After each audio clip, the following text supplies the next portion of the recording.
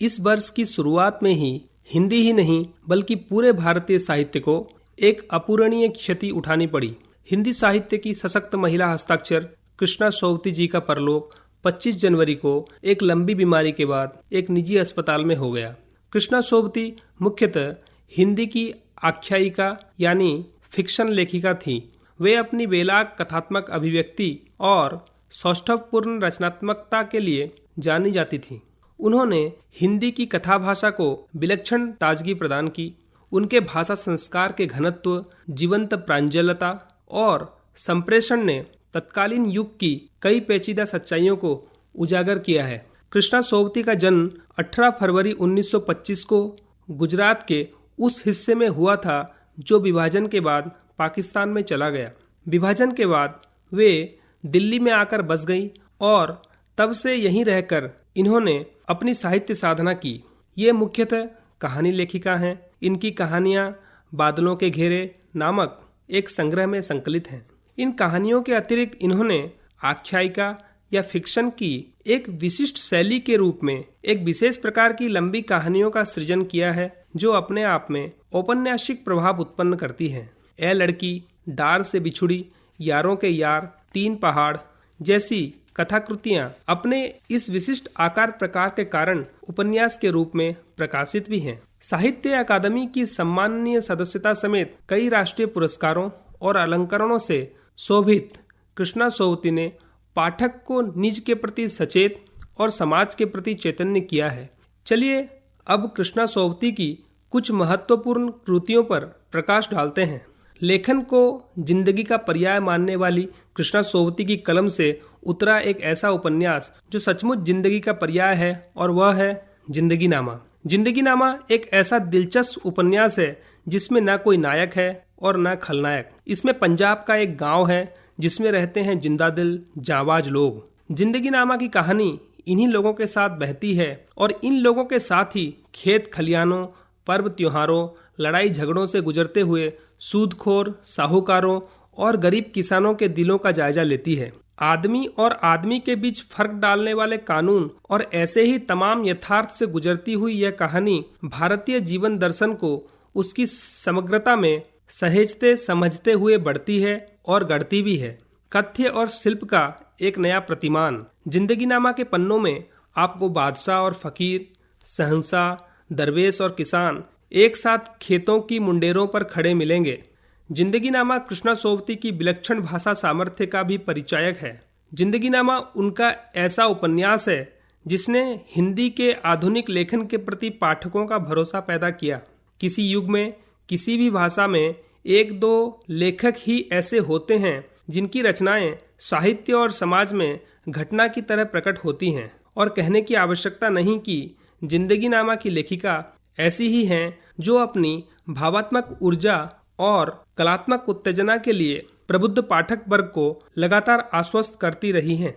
सोबती जी की एक और कृति ए लड़की एक लंबी कहानी है। यूं तो यह कहानी मृत्यु की प्रतीक्षा में एक बूढ़ी स्त्री की है, पर वह फैली हुई है उसकी समूची जिंदगी के आर पार, जिसे मरने से पहले अपनी अचूक जिजीविषा से वह याद करती है। उसमें घटनाएं, बिंब, तस्वीरें और यादें अपने सारे ताप के साथ पुनर्जीवित होते चलते हैं।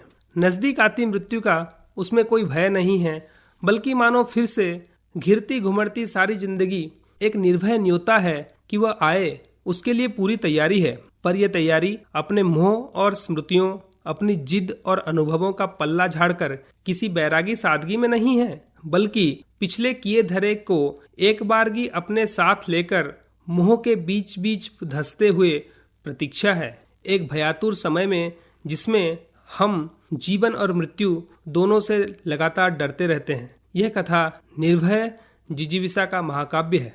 हिंदी जगत में अपनी अलग और विशिष्ट पहचान के लिए मशहूर कृष्णा सोबती का अन्यतम उपन्यास है दिलो दानिश, और यह उपन्यास भी कई मायनों में विशिष्ट है।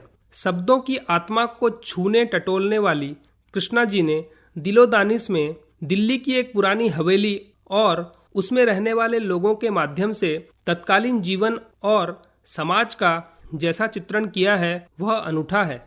हालांकि इस उपन्यास का कथानक एक सामंती हवेली और समाज व्यवस्था से वाबस्ता है, लेकिन कृष्णा जी के रचनात्मक कौशल का ही कमाल है कि उन्होंने उसकी अच्छाइयों और बुराइयों का तटस्थ आत्मीयता के साथ चित्रण किया है। देश की आजादी से पहले हमारे समाज में सामंती पारिवारिक व्यवस्था थी, जिसमें रईसों की पत्नी के अलावा दूसरी कई स्त्रियों से भी उनके संबंध भी मान्य थे।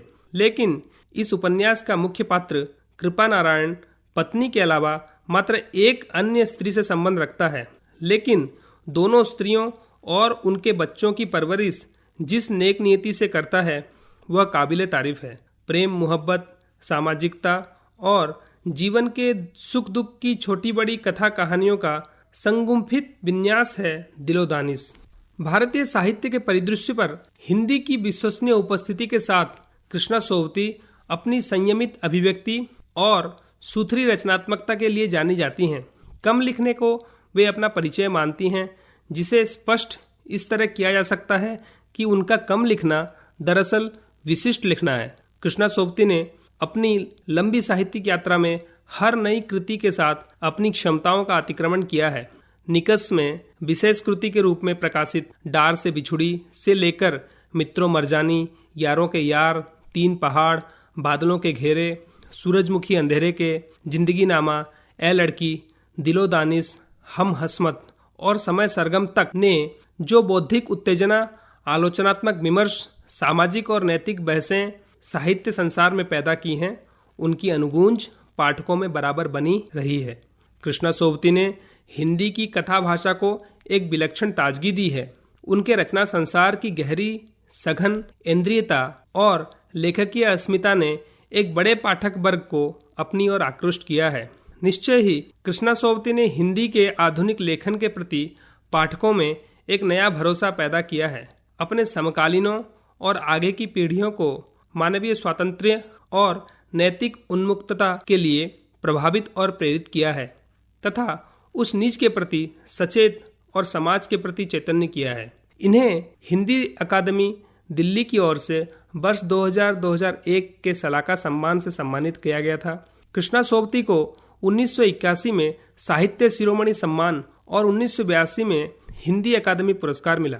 इसके अतिरिक्त इन्हें मैथिली शरण गुप्त पुरस्कार, साहित्य कला परिषद पुरस्कार, कथा चूड़ामणि पुरस्कार, महत्तर सदस्य जैसे अनेक सम्मान भी प्राप्त हुए हैं। इन्हें 1980 में जिंदगी नामा के लिए साहित्य अकादमी पुरस्कार मिला था। 1996 में इन्हें साहित्य अकादमी का फेलो बनाया गया, जो अकादमी का सर्वोच्च सम्मान है। 2017 में इन्हें भारतीय साहित्य के सर्वोच्च सम्मान ज्ञानपीठ पुरस्कार से सम्मानित किया गया। हिंदी साहित्य जगत उनके जाने से उत्पन्न निर्वात को लेकर शोक संतप्त है, पर कृष्णा जी अपने धारदार लेखन और विशिष्ट भाषा शैली से भारतीय साहित्य जगत के मन मस्तिष्क पर चिर अंकित हो गई हैं, इसमें संदेह नहीं है।